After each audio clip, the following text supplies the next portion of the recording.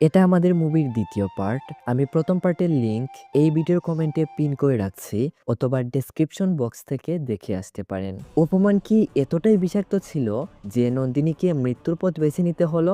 ব্রিজের নিচে পাওয়া সেই বিকৃত লাশটা কি সত্যিই তার, নাকি এর পেছনে লুকিয়ে আছে অন্য কোনো রহস্য? ক্ষমতার টাকার জুড়ে কি পার পেয়ে যাবে চেয়ারম্যান জিপি, নাকি সাধারণ এক পিটি স্যার দেখাবে তার আসল জাদু? আজকের পর্বে আমরা দেখব পিটি স্যার মুভি সেই হাড় হিম করা ক্লাইম্যাক্স এবং এক অবিশ্বাস্য প্রতিশোধের গল্প। তাহলে চলুন আর পেছাল না বাড়িয়ে শুরু করি আমাদের আজকের মুভির এক্সপ্লেনেশন।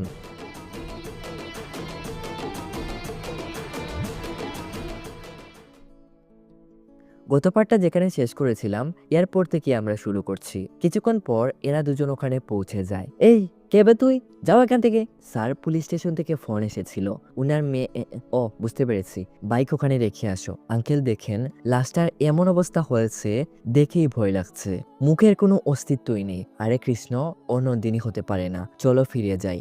ভাই, এত কাছে যখন এসেছি চলুন একবার দেখে আসি। আঙ্কেল লাশের কাছে যেতে মোটেও রাজি হচ্ছিলেন না, কিন্তু সবাই ওনাকে বুঝিয়ে শুনিয়ে নিয়ে যায়। কৃষ্ণ লক্ষ্য করে ও যে একটা ছুরি নন্দিনীকে দিয়েছিল ওটা এই মেয়েটার হাতে। সবকিছুই ধীরে ধীরে ক্লিয়ার হয়ে যায়। আঙ্কেল নন্দিনীকে জড়িয়ে ধরে কান্না করতে শুরু করেন। একজন কাকু এসে বলেন, এই মেয়েকে আপনি চিনেন কি? হ্যাঁ। আচ্ছা, ওর কাছে একটা চিঠি ছিল, ওটাতে কি লেখা ছিল?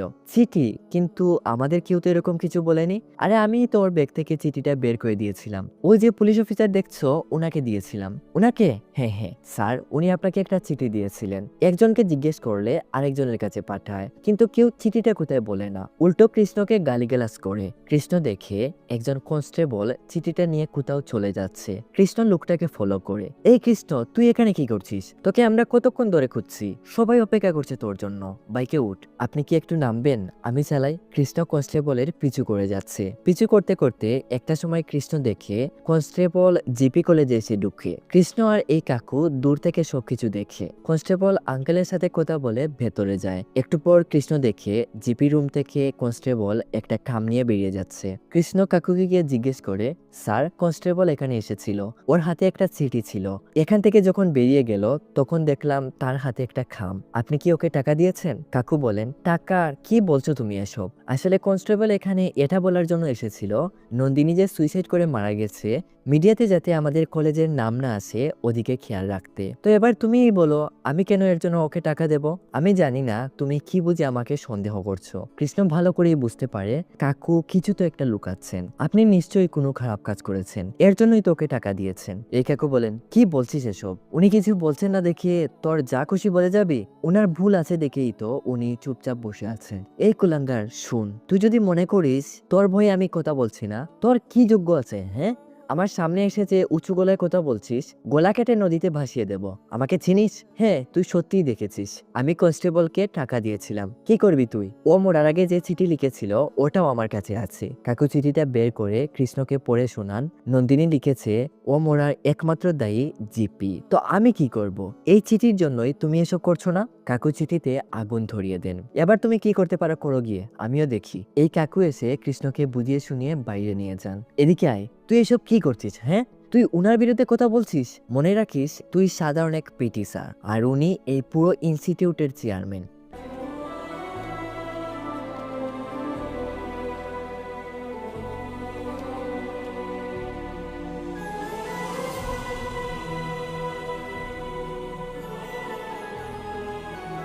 সবকিছু মিলিয়ে কৃষ্ণর এত রাগ উঠে কাকুকে লাগায় গিয়ে উড়াদুরা বাদাম।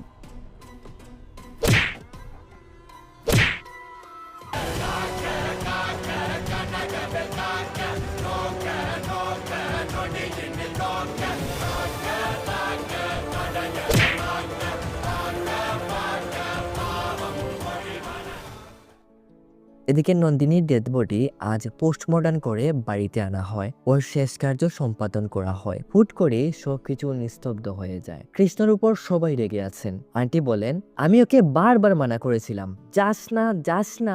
আপনি সব সময় জিজ্ঞেস করেন না আমি ওকে কেন সবকিছুতে মানা করি? এখন দেখলেন তো ও কি করলো? বিয়ের দিনটাও নষ্ট করে দিল। এখন আমরা উনাকে কি জবাব দেব? আঙ্কেল বলেন, তুমি এসব কি বলছো? উনি এরকম কিছুই করবেন না, তুমি মুখটা বন্ধ করো তো। নন্দিনীর বাবা রেগেমেগে উঠে কৃষ্ণকে বলেন, কে ও? আফটার অল সাধারণ এক পিটি মাস্টার দিত। একটা অপরিচিত মেয়ের জন্য যদি এত কিছু করতে পারে, জানি না আমার মেয়ের জন্য কি না করবে। যাই হয়ে যাক, ওই আমার জামাই হবে। আমি সব সময় তোমার পাশে আছি, দেখে নেব ওরা কি করে। কিছুক্ষণ পর নন্দিনীর বাবা মাকে সান্ত্বনা দেওয়ার জন্য কাকু আর ওনার অ্যাসিস্ট্যান্ট নন্দিনীর বাড়ি আসেন। কাকু গাড়িতেই বসে থাকেন। রত্নাম, রত্নাম, স্যার এসেছেন। উনি তোমাকে এই অবস্থায় দেখতে পারবেন না, তাই ঘুরে আসেননি। একটা মেয়েকে তুমি হারিয়ে ফেলেছো, তোমার আর একটা মেয়ে আছে। ওকে আবার পড়াশোনা থেকে দূরে সরিয়ে দিও না। স্কুল শেষ হলে ও আমাদের কলেজে ফ্রিতে পড়তে পারবে, এমনটা স্যার বলেছেন। এখানে 2 লক্ষ টাকা আছে, স্যার দিয়েছেন। আঙ্কেলের মুখ দিয়ে কথা বেরোচ্ছিল না, মাথা নাড়িয়ে না করেন। কাকু নন্দিনীর ছোট বোনের হাতে টাকাগুলো ধরিয়ে দিয়ে বলেন, মা এগুলো রাখো। এরপর তারা নন্দিনীর বাড়ি থেকে চলে আসে। গাড়িতে ওঠে এই ইন্সপেক্টর কাকুকে বলে, স্যার আমি ভালো করেই খোঁজখবর নিয়ে দেখেছি, আমরা কোথাও ফাঁসবো না। আমি ওই 4 জনকে গ্রেফতার করে কেস ক্লোজ করে দেব। এ কাকু বলেন, স্যার নন্দিনীর পাপা এই বিষয়ে কিছুই জানে না, আর যদি সবকিছু জেনেও যায়, ওর এতটাও সাহস নেই আমাদের মুখের উপর কথা বলবে। কিন্তু ওই পিটি স্যার।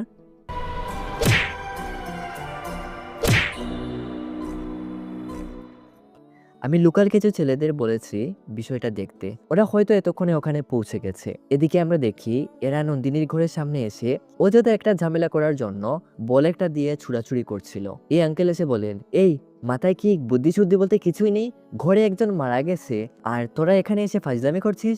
এই কনে বে তু বড়াইয়া, বালাই বালাই চলে যা।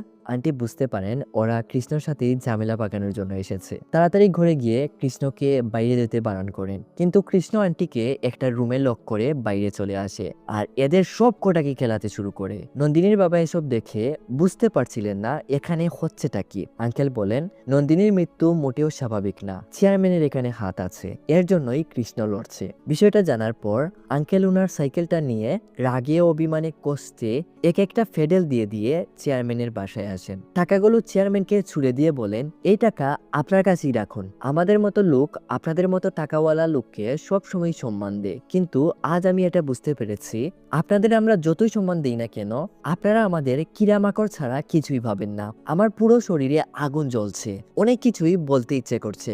আজ কি ভেবে আমার ঘরে টাকা পাঠিয়েছেন? যাতে সবকিছু চাপা পড়ে যায়, এর জন্যই তাই না? আমার ছোট মেয়েকে বলেছেন ফ্রিতে কলেজে পড়তে দেবেন। আপনার মতলব কি আমি ঠিক বুঝতে পারছি না। আপনাকে আমি এত সহজে ছাড়বো না। আঙ্কেল এরপর পুলিশ স্টেশনে রিপোর্ট লিখতে যান, কিন্তু এরা সবাই ছিল জিপির পালতু চামচা। যখন জানতে পারে আঙ্কেল জিপির উপর কিস করতে চান, মুখ বরাবর তো আর না করতে পারে না। আঙ্কেলকে বসিয়ে এই মোটু জিপির অ্যাসিস্ট্যান্টকে কল করে বিষয়টা জানায়। কাকু বলেন, ওর এত বড় সাহস কি করে হলো? একটা সময় ও স্যারের সামনে দাঁড়াতেই ভয় পেত, আজ আমাদের কি ভয় দেখাচ্ছে? আমি দেখছি কি করা যায়। এদিকে মোটু আঙ্কেলকে 10 মিনিট বলে বাইরে গিয়েছিল, কিন্তু ঘন্টার পর ঘন্টা চলে যায়, মোটুর কোনো খবরই নেই। আঙ্কেল এদেরকে গিয়ে রিকোয়েস্ট করেন রিপোর্টটা লেখার জন্য, কিন্তু কেউ আঙ্কেলের কথা তো শুনেই না, উল্টো আঙ্কেলকে অনেক অপমান করে। রাত পেরিয়ে সকাল হয়ে যায়। আঙ্কেল এখনো পুলিশ স্টেশনে মোটুর জন্য অপেক্ষা করছেন। অবশেষে দীর্ঘ অপেক্ষার পর মোটু যখন স্টেশনে আসে, আঙ্কেল গিয়ে মোটুকে বলেন, স্যার কাল রাত থেকে আমি আপনার জন্য অপেক্ষা করছি, আমার কমপ্লেন। ও এত উত্তেজিত হচ্ছেন কেন? অপেক্ষা করেন, আমি দেখছি কি করা যায়। মোটু হেসে হেসে যেন সবকিছু উড়িয়ে দেয়। তখনই এখানে কৃষ্ণ আসে। ভাইয়া তুমি এখানে কি করছো? রাত থেকে আমরা তোমাকে খুঁজছি। না ইয়ে মানে মানে কমপ্লেন করতে এসেছিলাম, কিন্তু উনি তো আমার কমপ্লেন নিচ্ছেনই না। ভাইয়া আপনি অযথা এখানে সময় নষ্ট করছেন, ওরা কখনো আপনার কমপ্লেন নেবে না। সব কটা হচ্ছে জিপির চামচা। এই তুই কি বললি?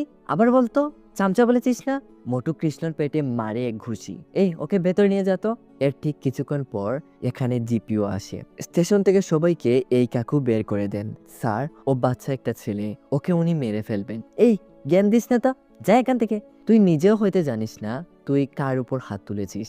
এই শহরের প্রত্যেকটা লোক আমাকে বাঘের মতো ভয় পায়, কিন্তু তুই আমার উপর হাত তুলে নিলি। বাহ বেটা বাহ। কৃষ্ণ বলে, স্যার 8টা বেজে গেছে কি? কেন? না আমার ঘড়িটা চলছে না তাই বলছি। 8টা দিয়ে তুই কি করবে? হ্যাঁ, তুই নন্দিনীর মৃত্যু কিভাবে হয়েছিল এটা জানতে চেয়েছিলি না? কৃষ্ণ আবার বলে, 8টা বেজে গেছে কি স্যার? কি 8টা? কখন থেকে বলে যাচ্ছিস? 8টা দিয়ে তুই কি করবি? কনস্টেবল এসে মোটুকে বলে, বাইরে মিডিয়া জমা হয়ে গেছে। আসলে কৃষ্ণ আগেই বুঝতে পেরেছিল এরকম কিছু হতে পারে, তাই আগেইও সিএম এর কাছে কমপ্লেন করে এসেছে যে নন্দিনীকে জিপি খুন করেছে। কি বললে?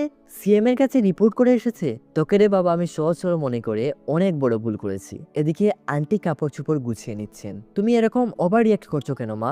আশেপাশে সবাই জড়ো হয়ে গেছে, মনে হচ্ছে কেউ মারা গেছে। শুনো মা, তুমি যদি চলে যেতে চাও তো চলে যাও, আমি যাব না। কেন যাবি না? তুই রাস্তাঘাটের কোনো গুন্ডামস্তান নাকি? কতবার বলেছি কোনো ঝগড়া ঝামেলাতে না জড়াতে। পুলিশ স্টেশনে কমপ্লেন করতে গিয়েছিলি কেন? মেয়ের মা বাবা যখন কিছু বলছে না, তুই এত উত্তেজিত হচ্ছিস কেন? মা, তুমি এরকম কথা বলছো কেন? তুই কি মনে করিস শুধু নন্দিনীর সাথে এরকম হয়েছে? মেয়ে হিসেবে জন্ম নিলে এরকম সহ্য করতেই হবে। তোর বোনের সাথেও এরকম একবার হয়েছে, তোকেও বলেনি? হ্যাঁ ভাইয়া, মা ঠিকই বলেছেন। এসব খুবই কমন।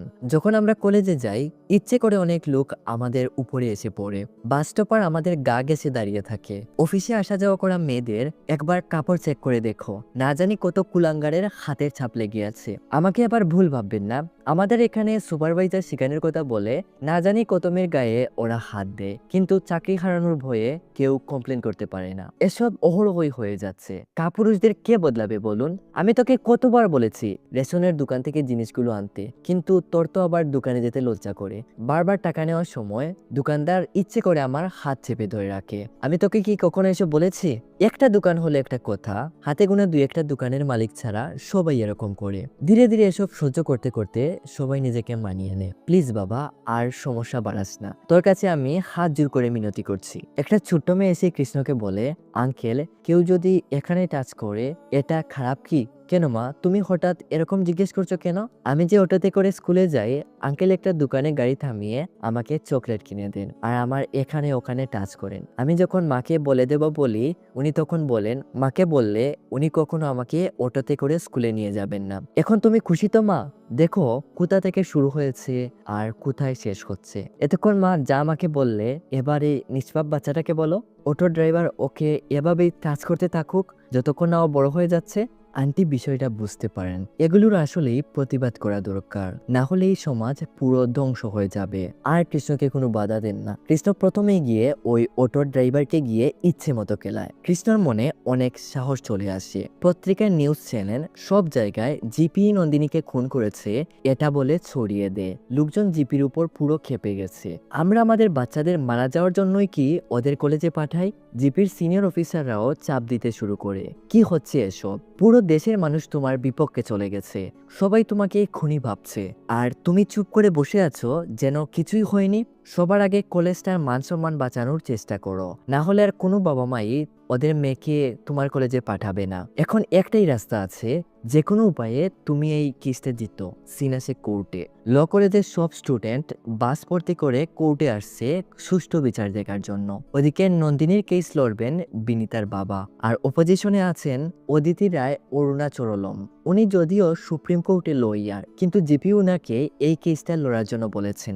জানিয়ে রাখি, উনার রেকর্ডে আজ পর্যন্ত এরকম কেস নেই উনি যে হেরেছেন। দেখুন, একদিকে জিপি একটা ইনস্টিটিউটের চেয়ারম্যান, তাছাড়া ওনার টাকারও গরম আছে। এখন পর্যন্ত কৃষ্ণর যে লোকদের উপর ভরসা ছিল, যারা নন্দিনীর বিষয়ে কিছুটা হলেও তথ্য দিতে পারত, জিপি ভয় অথবা টাকার জুড়ে ওদের মুখ বন্ধ করে দেয়। এই কাকু নন্দিনীর চিঠিটা পেয়েছিল না, এরকম নাকি উনি কোনো চিঠিই পাননি। কনস্টেবলের কথা আর কি বলবো, ও তো মূলেই জিপির চামচা। মানে কৃষ্ণর কাছে যত তথ্য প্রমাণ ছিল সব জিপি বুদ্ধি খাটিয়ে নিজের আয়ত্তে নিয়ে আসে। কৃষ্ণ আর বিনীতার বাবার কাছে এখন এমন কোনো তথ্য প্রমাণ নেই যা দিয়ে জিপিকে দোষী প্রমাণ করা সম্ভব। বিনীতার বাবা এর জন্য জর্জের কাছ থেকে কিছুটা সময় নেন। এভাবেই 2-3 দিন চলে যায়। বিনীতার বাবা কিছু পয়েন্ট আনলে অদিতির সময় নিয়ে নতুন পয়েন্ট নিয়ে আসে। শেষ পর্যন্ত এমন একটা পর্যায়ে আসে, বাস্তবে যে ছেলেরা নন্দিনীর সাথে অসভ্যতামি করেছিল ওদের কোর্টে আনা হয়, আর ওদের দিয়ে স্বীকার করানো হয় নন্দিনীকে নাকি ওরাই মেরে ব্রিজের উপর থেকে ফেলে দিয়েছিল। কাহিনী এটাই বানিয়ে বলে এই ছেলেটার নাম সেতু, ওর নাকি নন্দিনীর সাথে অ্যাফেয়ার ছিল, কিন্তু নন্দিনী মোটেও ভালো মেয়ে ছিল না। কলেজের সব ছেলেদের সাথে নন্দিনী টানকি মারত। কলেজের গার্ড, রেস্টুরেন্টের ম্যানেজার আরো অসংখ্য লোক দ্বারা না জানি কত খারাপ উক্তি যে নন্দিনীর বিষয়ে ওরা করে, যা ভাষায় প্রকাশ করা যাবে না। তো এবার তো কেস ক্লোজ হয়ে যাওয়ার কথা, তাই না? আচ্ছা, আসলে কি এমনটাই হয়েছিল?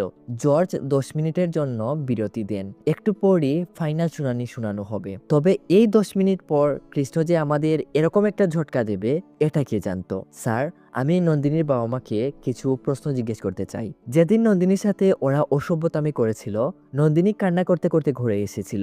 আপনারা তখন ওকে কি বলেছিলেন? আঙ্কেল আন্টির কিছুই বলার ছিল না। আসলে ওনারা তো কোনো প্রতিবাদই করেননি, উল্টো নন্দিনীকেই দোষ দেন। ও আপনাদের কাছে অনেক ভরসা করে এসেছিল, আপনারা ওকে বুঝবেন। কিন্তু আপনারা মান সম্মানের দিকে তাকিয়ে ওকেই শুধু দোষারোপ করে গেলেন। বাবা মা যখন ঘৃণা করতে শুরু করলেন, পাড়া প্রতিবেশী কি করবে? অবশেষে নন্দিনী ওর টিচারের কাছে গিয়েছিল। কিন্তু আপনি কি করলেন জিপিসা? সিন আসে ফ্ল্যাশব্যাকে। ভিডিওটা চারদিকে ছড়িয়ে পড়ার পর সবাই নন্দিনীকেই দোষারোপ করছিল। ম্যানেজমেন্ট থেকে সিদ্ধান্ত নেওয়া হয় নন্দিনীকে কলেজ থেকে বের করে দেওয়া হবে। কিন্তু জিপি বলে, ও আমি সামলে নেব, তুমি যদি।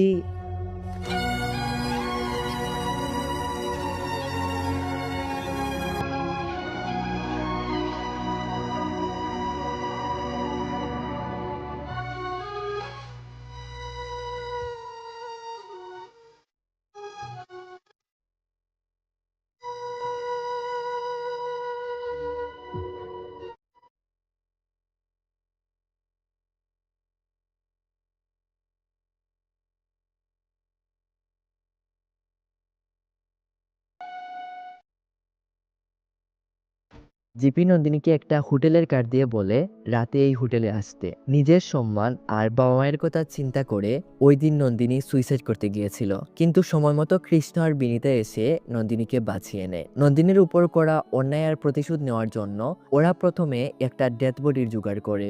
এরপর ওর মুখটা এমনভাবে নষ্ট করে কেউ যাতে চিনতে না পারে। নন্দিনীকে কৃষ্ণ এরকম একটা চিঠি লিখতে বলে। নন্দিনী চিঠিটা লিখে কৃষ্ণকে এনে দেয়। তাদের সাথে আবার বিনীতার বাবা আর একজন পোস্টমর্টমের ডাক্তার ছিলেন, যিনি এই বডিকে পুরো নন্দিনীর বডির মতো ম্যাচ করিয়ে দেন। সবকিছু ঠিকঠাক থাকলে কয়েকজন লোক দিয়ে ওরা বডিটা ব্রিজের উপর থেকে নিচে ফেলে দেয়। এদিকে নন্দিনী এসে কাঠগড়ায় দাঁড়িয়ে সবকিছু ভেঙে বলে। ওদিকে যাদের যাদের সাথে জিপি এরকম করেছে, বিনীতা সবাইকে এখানে নিয়ে আসে। সব তথ্য প্রমাণ জর্জ পেয়ে গেলে জিপি আর ওর সাথে যারাই জড়িত ছিল সবার জেল হয়ে যায়। ওদিকে বিনীতার বাবারও প্রমোশন হয়। ওইদিকে নন্দিনীও আবার মাথা উঁচু করে বাঁচতে শিখে। আর আমাদের আজকের মুভির এক্সপ্লেনেশনও এখানেই শেষ হয়ে যায়। তো আজকের এই মুভির এক্সপ্লেনেশনটা আপনার কাছে কেমন লাগলো অবশ্যই কমেন্ট করে জানাবেন। আর চ্যানেলে নতুন হয়ে থাকলে সাবস্ক্রাইব করে পাশে থাকবেন। তো দেখা হচ্ছে নতুন কোনো ভিডিওর সাথে। ততক্ষণ পর্যন্ত নিজেদের খেয়াল রাখবেন, সুস্থ থাকবেন। ধন্যবাদ।